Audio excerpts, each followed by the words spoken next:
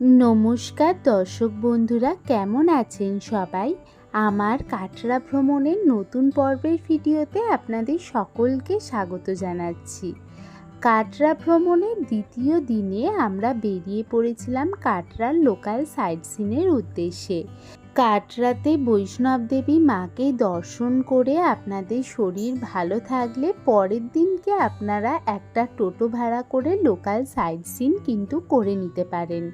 কাটরাতে প্রচুর সুন্দর সুন্দর মন্দির রয়েছে, যেগুলি আপনারা ঘুরে দেখতে পারেন। যেদিন আমরা কাটরা পৌঁছালাম তার পরের দিন সকালে আমরা একটি অটো ভাড়া করে বেরিয়ে পড়েছিলাম কাটরার লোকাল সাইট সিনের উদ্দেশ্যে। অটো ভাড়া নিয়েছিল 850 টাকা। কাটরাতে বৈষ্ণব দেবী মন্দির ছাড়াও লোকাল সাইট সিনগুলো আমরা ঘুরে দেখব। তো এখন আমি এসেছি ধানসার টেম্পেলের। এটি বাবা ভোলেনাথের একটি মন্দির, আর এর নিচে দিয়ে নদী বয়ে যাচ্ছে, সেখানে ওয়াটারফলও আছে, সেটাও আমরা ঘুরে দেখব। আর আপনারা বৈষ্ণব দেবী ছাড়াও এখানে অটো করে কাটরার লোকাল সাইট সিনও করতে পারেন। তো চলুন যাওয়া যাক ধানসার টেম্পেলের দিকে। ধনসর মন্দিরে যাওয়ার জন্য অটোওয়ালা আমাদের একদম মন্দিরের কাছেই পাহাড়ের ওপরেই নামিয়ে দিয়েছিল, কিন্তু আমাদেরকে যেতে হবে নিচের দিকে, কারণ মন্দিরটি পাহাড়ের নিচের দিকে অবস্থিত। তো পায়ে হেঁটে প্রায় 200টি সিঁড়ি পেরিয়ে আমরা মন্দিরের দিকে পৌঁছাচ্ছি। মন্দিরে পৌঁছানোর সাথে সাথেই শুনতে পাচ্ছিলাম জল পড়ার একটানা শব্দ। বাবা ধনসরের যে মন্দিরটি এখানে অবস্থিত তার পাশেই রয়েছে ছোটো মতো ঝর্ণা, এবং মন্দিরের চারপাশে কিন্তু অসংখ্য বাঁদর রয়েছে। আর এই মন্দিরটার আশেপাশটা পুরো জঙ্গল দিয়ে ঘেরা। আর এটি হলো বাবা ধনসরের মন্দির। আর দেখুন এই ঝর্ণাটির আশেপাশটা সুন্দর করে সাজানো রয়েছে রঙিন কাপড় দিয়ে। এই যে ঝিলটি আপনারা দেখতে পাচ্ছেন, যার মধ্যে ঝর্ণার জল এসে পড়ছে, সেটি হলো কারুয়া ঝিল। এবং এই কারুয়া ঝিলের জল কিন্তু গাঢ় সবুজ রঙের, যেটি কিন্তু খুবই স্বচ্ছ, এবং ভেতরের পাথরগুলো খুব সুন্দরভাবে বোঝা যাচ্ছে। এরপর আমরা এই মন্দিরের মধ্যে প্রবেশ করলাম, কিন্তু মন্দিরের মধ্যে ফটোগ্রাফি অ্যালাউ ছিল না। বলা হয়ে থাকে শেষনাগের এক পুত্র ছিলেন বাবা ধনসের, এবং যিনি ছিলেন যোগী পুরুষ। প্রাচীনকালে এই এলাকায় যখন দানবের উপদ্রব শুরু হয়েছিল, তখন বাবা ধনসের বাবা ভোলেনাথের পুজো করে এই এলাকার সাধারণ মানুষদের দানবের উপদ্রব থেকে রক্ষা করেছিলেন। সেই থেকেই বাবা ধনসের এই মন্দিরে পূজিত হয়ে আসছে। মন্দির থেকে বেরিয়েই আমরা দেখতে পেলাম একটি পাহাড়ি নদী, যে নদীর ওপর প্রচুর মানুষ এসে স্নান করছেন। নদীর ঠান্ডা জল সত্যিই গায়ে শিহরণ ধরিয়ে দিচ্ছিল, এবং যে ঝর্ণাটির জল আপনারা দেখতে পাচ্ছিলেন তা কিন্তু এই নদীতেই এসে মিশেছিল।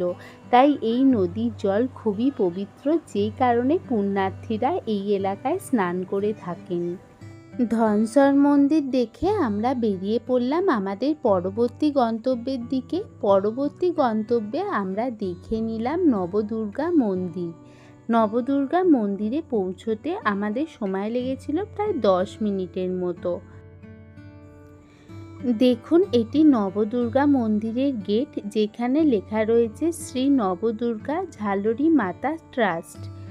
এটি হলো নবদুর্গার মন্দির, অর্থাৎ এখানে মা দুর্গার 9টি রূপ একত্রে পূজিত হয়, এবং মন্দিরের মধ্যেই রয়েছে পুজো দেওয়া সামগ্রীর দোকান। এখানেও কিছুটা সিঁড়ি বেয়ে নেমে তারপরে মন্দিরের মধ্যে ঢুকতে হবে। এবং মন্দিরটি কিন্তু একটি গুহা মন্দির, অর্থাৎ গুহার মধ্যেই নবদুর্গা মন্দির অবস্থিত, এবং একটি গুহার মধ্যে শিব মন্দির রয়েছে, এবং এই গুহা থেকে অনবরত জল পড়ে যাচ্ছিল। আমরা এবার নবদুর্গা মন্দিরে প্রবেশ করছি। এখানে ঝালরি মাতা পূজিত হয়। ঝালরি মাতা মা দুর্গার 9টি রূপের একত্রিত প্রকাশ, এবং এই মন্দির এতটাই নিচু ছিল যে এটিতে কিন্তু পায়ে হেঁটে প্রবেশ করতে পারবেন না, হামাগুড়ি দিয়ে তবেই মন্দিরের ভেতরে ঢোকা যাবে।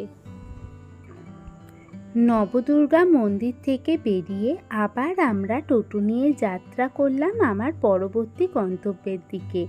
পরবর্তী গন্তব্যে আমাদের ঠিকানা ছিল জিত্ত বাবার মন্দির। নিঝুম নিরিবিলি প্রাকৃতিক পরিবেশের মধ্যে দিয়ে আমরা যেতে থাকলাম জিত্ত বাবার মন্দিরের দিকে। জিত্ত বাবার মন্দিরে এসে আমরা পৌঁছালাম এবং মন্দিরের সামনেই আমরা দেখতে পাচ্ছিলাম খুব সুন্দর বাগানবিলাস গাছ দিয়ে সাজানো রয়েছে। বাবা জিত্তর এই মন্দিরের চারপাশটা খুব সুন্দর নিরিবিলি আর অনেকটা জায়গা জুড়ে মন্দিরটি অবস্থিত।